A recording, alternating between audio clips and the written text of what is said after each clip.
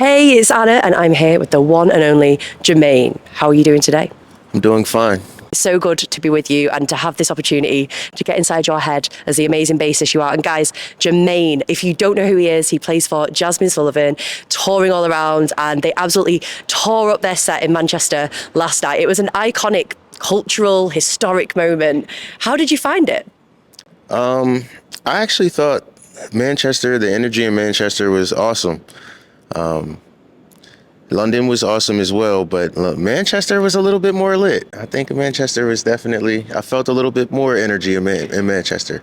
I was happy that we were able to come through and show you guys some love. Oh, do you know what? I'm so psyched to hear that. I'm not going to lie. And I feel like there's such a unique energy in Manchester as well. So thank you so much for acknowledging that. And, you know, we just want to show you that love back. Thank you for coming and showing us your love, because I think it's 10 years since Jazmine was last in the UK. Is that right? Well, I've only been with her for about 7. So I will say that since I've been with her, this is the first time we've been to the UK. And please come back. I hope you're coming back in the not too far future. We need you to come back. Yeah, I was going to say, hopefully it won't be the last. We'll be back. Just to ask really, because I'm dying to know, what drew you to bass specifically? Honestly, I tried to play, I play a few instruments. My dad was a bass player. Amazing. It still is a bass player. And I always, as a child, wanted to play with him. So I tried to play everything but bass. Okay. And then by the time I was about 15 years old, started to pique my interest, and my dad bought me one for my 16th birthday, and the rest is history. Awesome. And what was the first bass you played? It was a Ernie Ball OLP. Nice. Good, standard, get going sort of thing, yeah? Yeah. And now we're on to the Dingwalls. Tell us about that. Well, I've been with Dingwall now for about 2 years. And what can I say about Dingwall? They got a great tone. It's a multi-scale bass, so you might notice the fan frets on there, but it's I guess the idea of it is, you know, if you open up a piano, you see the bass strings are longer than the treble strings, Yes. but you get an even tone across, you know, the notes. Mm-hmm. So the same concept with that bass. They make their own pickups, you know, their own strings. It's a great company, and as you can hear, the bass is just, they got a sound of their own. So, Awesome. you know. What's your favorite bass lines of all time? My favorite bass line of all time. Or bass lines, if you can't think of one. That's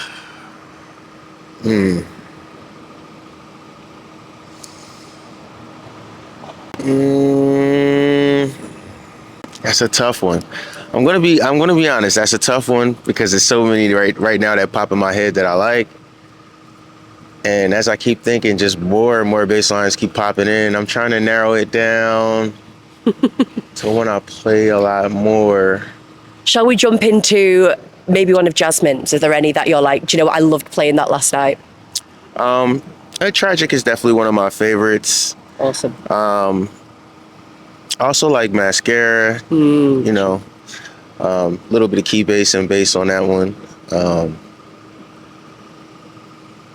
I mean, I like them all, but I guess, yeah, I would say Tragic is amongst probably my favorite bass line. Amazing. To play. Yeah. Off of the new stuff. That and I would say maybe Roster too. I like Roster as well. Ooh, yes.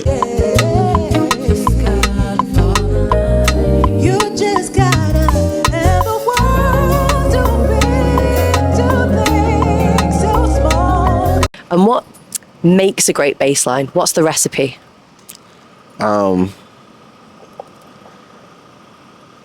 I guess just being sure, being really sure. You know, clean tone, clean notes, you know, just being really sure about what you're going to play, what you're going to do, so you can be as solid as possible. Because you bassists, like, you're carrying everything. People don't appreciate it enough, I think, that you are like the backbone of the whole song. If the bass goes wrong, it's like, you know. Well, that's one thing I would definitely recommend, is to make sure that you got some bass in the tone, because we are bassists first. So, you know, like I said, tone, being sure, proper tone, and the bass is like are the things I look for, listen for, look for, or look to do when recording a bass line. You know, just being really solid, making sure that, you know, that I'm establishing a pattern, establishing a bass line, and not just playing bass through the song. Sure. You know, but Yeah. you know.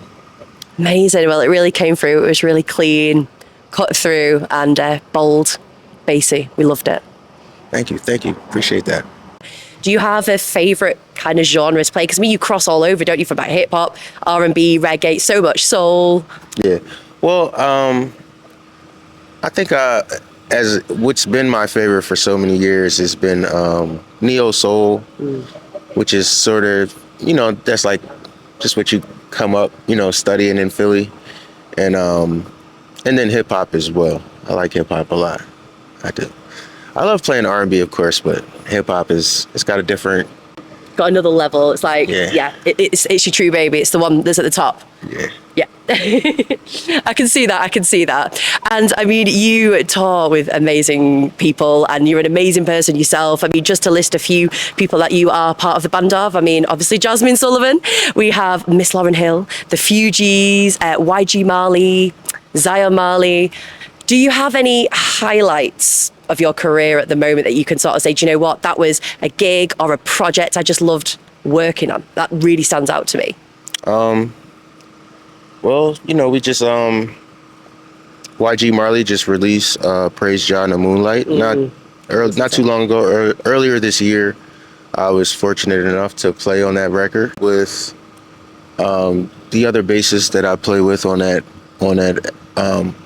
particular gig with Miss Hill and YG, Wayne Moore. We were both a part of that, and it was, to me, that was a highlight to be a part of the record, and with him being one of the bass players I look up to be on a record with him was also a big moment for me. Awesome. Thank you so much for sharing that. And in terms of Jazmine's albums, performances, there's been so much that you've been involved with now.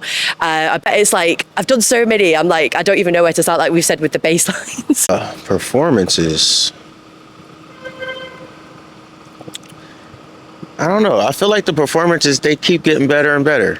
We like that. Yeah, I feel like they keep getting better and better. So, you know, I feel like I think me and the rest of the guys on the band, we're always challenging ourselves to, you know,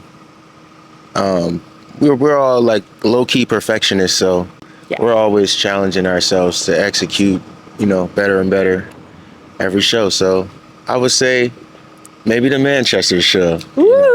That's thank you so much. Like, that means so much. And you know, if they're getting better and better next time you're here, I mean, how can you even top what you did last night? I can't compute that. I'm not gonna lie.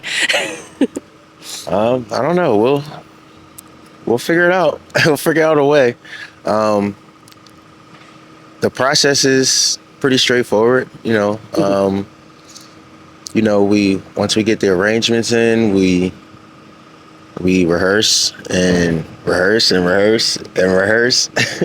And then, you know, once we got it down, you know, I think actually, honestly, that for this particular run, we didn't even rehearse as long as we normally do. Wow. Oh my gosh.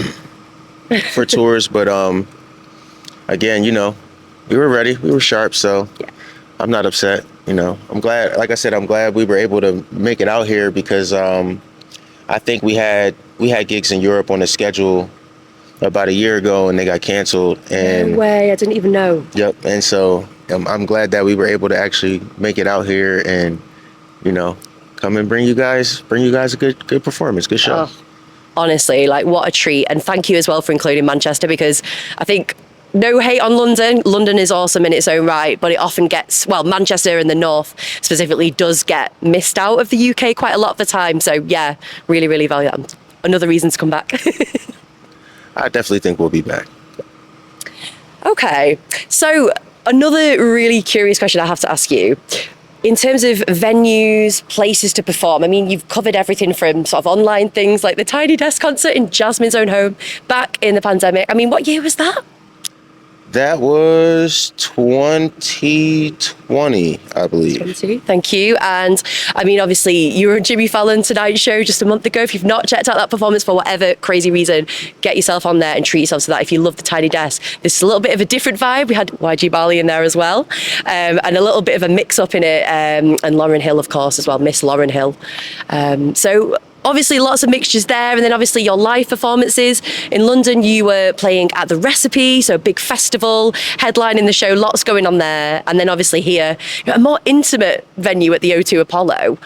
Are there any venues, sort of live performances that you're like, I really enjoy that? Or, yeah, what do you like most about a venue in general?